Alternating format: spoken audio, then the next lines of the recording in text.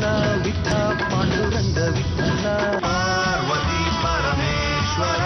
ರಾಯಚೂರಿನ ಕನ್ನಡ ಕಲಾಭಿಮಾನಿಗಳಿಗೆಲ್ಲ ಸನ್ ಪ್ಯೂರ್ ಅರ್ಪಿಸುವ ಸಿಹಿ ಕಹಿ ಮಾತುಕತೆಗೆ ಸ್ವಾಗತ ಸುಸ್ವಾಗತ. ನಮ್ಮ ಪಾರ್ವತಿ ಪರಮೇಶ್ವರ ದಾಹಿಯಲ್ಲಿ ಇಬ್ಬರಿದ್ದಾರೆ. ಒಬ್ಬ ಮದುವೆ ಮಾಡ್ಕೋಬೇಕು ಅಂತ ಆಸೆ ಪಡ್ತಾ ಇದ್ದಾನೆ, ಒಬ್ಬಳು ಒಪ್ಕೋತಾ ಇಲ್ಲ. ಯಾಕೆ ಅಂದ್ರೆ ಹೈಟ್ ಡಿಫರೆನ್ಸ್ ಆಗ್ಬಿಟ್ಟಿದೆ. ಅವ್ರು ಯಾರು ಅಂದ್ರೆ ನಮ್ಮ ಸುಬ್ಬು ಮತ್ತು ವೇದ. ಸುಬ್ಬು ಪಾತ್ರದಲ್ಲಿ ಬಸವರಾಜ್ ಕಟ್ಟಿ, ವೇದ ಪಾತ್ರದಲ್ಲಿ ಜಯಶೀಲ.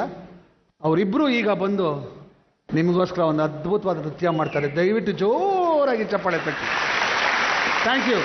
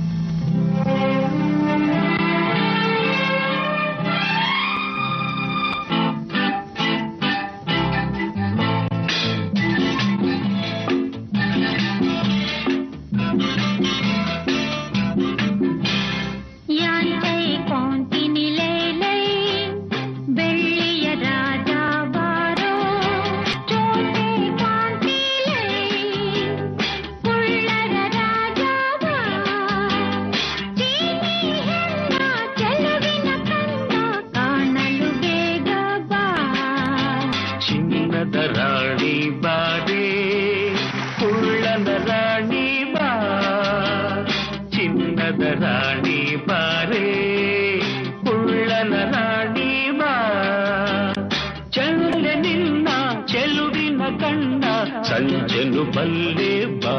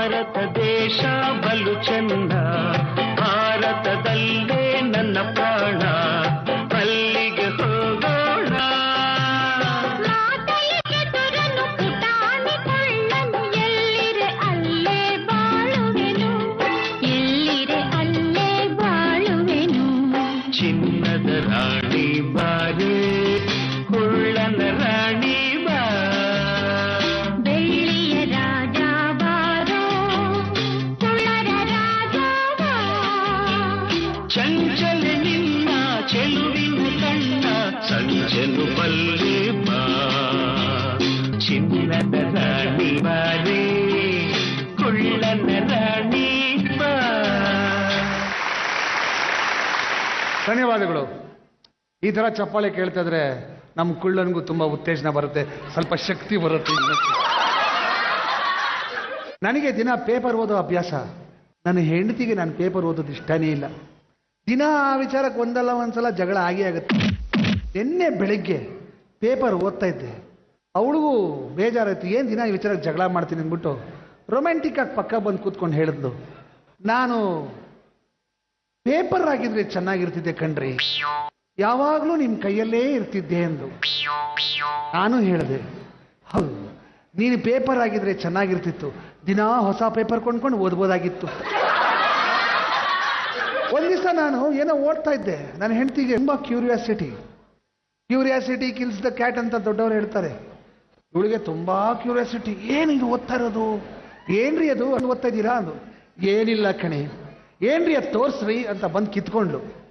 ಅದು ನಮ್ಮ ಮ್ಯಾರೇಜ್ ಸರ್ಟಿಫಿಕೇಟ್.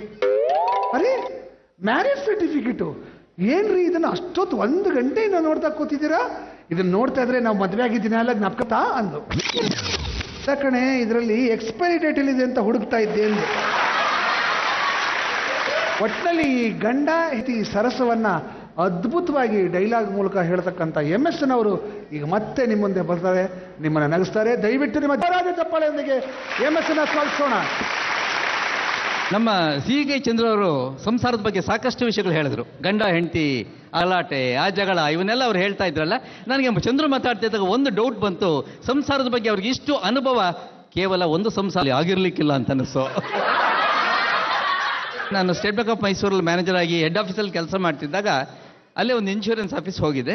ನಾನು ನಂಬರ್ಸ್ ಬಗ್ಗೆ ತಿಳ್ಕೊಬೇಕಾಗಿತ್ತು. ಹೋಗ್ತೀನಿ, ಅಲ್ಲೊಂದು ಯಾವುದೋ ಒಂದು ಕ್ಲರ್ಕ್ ಒಂದು ಹುಡುಗಿ ಕೂತಿದ್ಲು. ಅಮ್ಮ ಈ ನಂಬರ್ಸ್ ಎಲ್ಲ ಸ್ವಲ್ಪ ಚೆಕ್ ಮಾಡಿ ಬರ್ಕೊಡಿ ಅಂದೆ. ಅಯ್ಯೋ ಬನ್ನಿ ಸರ್ ಕೂತ್ಕೊಳ್ಳಿ ಸರ್ ಅಂತೇಳಿ ಆ ಹುಡುಗಿ ಪೆನ್ನಲ್ಲೆಲ್ಲ ರೀಫಿಲ್ ತಗೊಂಡು ಬರೆಯಕ್ಕೆ ಶುರು ಮಾಡಿದ್ಲು. ರೀಫಿಲ್ ಗೊತ್ತಲ್ಲ, ಪೆನ್ ಒಳಗಡೆ ಇರುತ್ತೆ ರೀಫಿಲ್ಲು, ಆ ರೀಫಿಲಲ್ಲಿ ಬರೆಯಕ್ಕೆ ಶುರು ಮಾಡಿದ್ಲು. ನನಗೆ ಸಿಟ್ಟು ಬಂದ್ಬಿಡ್ತು, ಏನಮ್ಮ ಇದು ಇಷ್ಟು ದೊಡ್ಡ ಆಫೀಸು, ರೀಫಿಲ್ ಎಲ್ಲ ಬರೆಯೋದು, ಪೆನ್ ಇಲ್ವಾ? ಯಾರು ನಿಮ್ಮ ಮ್ಯಾನೇಜರು? ಬೈದೆ. ಸರ್ ಅವ್ರದ್ದೇನು ತಪ್ಪಿಲ್ಲ ಸರ್, ದಯವಿಟ್ಟು ಕೂತ್ಕೊಳ್ಳಿ ಸರ್. ಇಲ್ಲಮ್ಮ ಅವಮಾನ ಆಗುತ್ತೆ, ರೀಫಿಲಲ್ಲಿ ಬರೆದ್ರೆ ಇಷ್ಟು ದೊಡ್ಡ ಆಫೀಸಲ್ಲಿ. ಹಂಗಲ್ಲ ಸರ್, ಅದೇ ಸರ್ ನಂಗೆ 6 ತಿಂಗಳಿಂದ ಮದುವೆ ಆಗಿತ್ತಲ್ಲ ಸರ್. ಹೌದಮ್ಮ, ನಾನು ಕೂಡ ಬಂದಿದ್ದೆ ಮದುವೆಗೆ. 6 ತಿಂಗಳಿಂದ ಮದುವೆ ಆಗಿತ್ತು. ಮೊನ್ನೆ ನಾನು ಈಗ ಲೇಡಿ ಡಾಕ್ಟರ್ ಚೆಕಪ್ಗೆ ಹೋಗಿದ್ದೆ ಕಳೆದ ತಿಂಗಳು. ಓ ಲೇಡಿ ಡಾಕ್ಟರ್ ಚೆಕಪ್ಗೆ ಹೋಗಿದ್ಯಮ್ಮ? ಆ ಲೇಡಿ ಡಾಕ್ಟ್ರು ನನ್ನ ಡೀಟೇಲಾಗಿ ಚೆಕಪ್ ಮಾಡಿಬಿಟ್ಟು ಹೇಳಿದ್ರು, ನೋಡಿಮ್ಮ ನಿಮ್ಗೀಗ 3 ತಿಂಗಳಾಗಿದೆ, ಸ್ವಲ್ಪನೂ ಭಾರ ಎತ್ತಬಾರ್ದಮ್ಮ ಅಂತ ಹೇಳಿದ್ರು.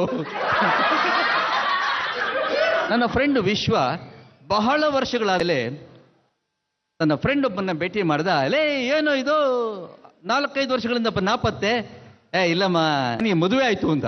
ಅರೆ ಮದುವೆ ಆಯ್ತಾ? ಬೇಷ್ ಅಂತ. ನೋಡಿ ಬೇಷ್ ಏನು ಭಾವನೆಗಳಿಲ್ಲದ ಬೇಷದು.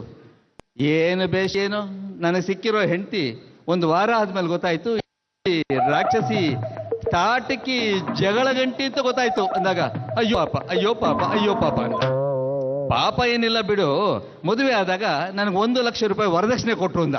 ಹೌದಾ, ಬೇಷ್ ಅಂದ. ಆ 1 ಲಕ್ಷ ರೂಪಾಯಿ ವರದಕ್ಷಿಣೆಯಲ್ಲಿ ನಾನು ಒಂದು ಕುರಿ ಮಂದೇನ ತಗೊಂಡು ಸಾಕಕ್ಕೆ ಅಂತ ಬಿಟ್ಟೆ.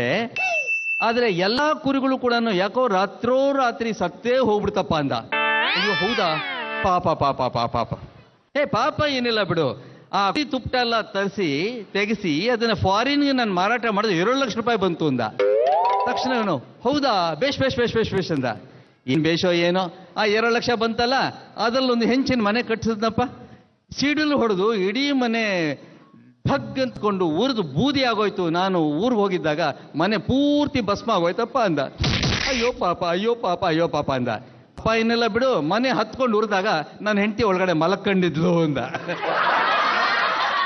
ಹೀಗೆ ನೀವು ಬೇಷ್ ಯಾವುದು ಕೇಳ್ತೀರಾ, ಅಯ್ಯಪ್ಪ ಯಾವುದು ಕೇಳ್ತೀರಾ ಹೇಳಕ್ ಸಾಧ್ಯನೇ ಇಲ್ಲ. ಇದು ಗಂಡ ಹೆಂಡತಿ ನಡುವೆ ಈ ಸರಸ ದಾಂಪತ್ಯಗಳು ಇರುತ್ತಲ್ಲ, ಅಂತಹ ಟೈಮಲ್ಲಿ ಇಂಥದ್ದು ಬೇಕಾದಷ್ಟು ನಡೆಯುತ್ತೆ ಅನ್ನೋದನ್ನ ನಿಮ್ಮ ಜೊತೆ ಹಂಚ್ಕೋತಾ ಇದ್ದೀನಿ. ಮತ್ತೊಮ್ಮೆ ಬರ್ತೀನಿ. ನಮಸ್ಕಾರ. ವಿಠಲ ಪಾಂಡುರಂಗ ವಿಠಲ ಪಾರ್ವತಿ ಪರಮೇಶ್ವರ.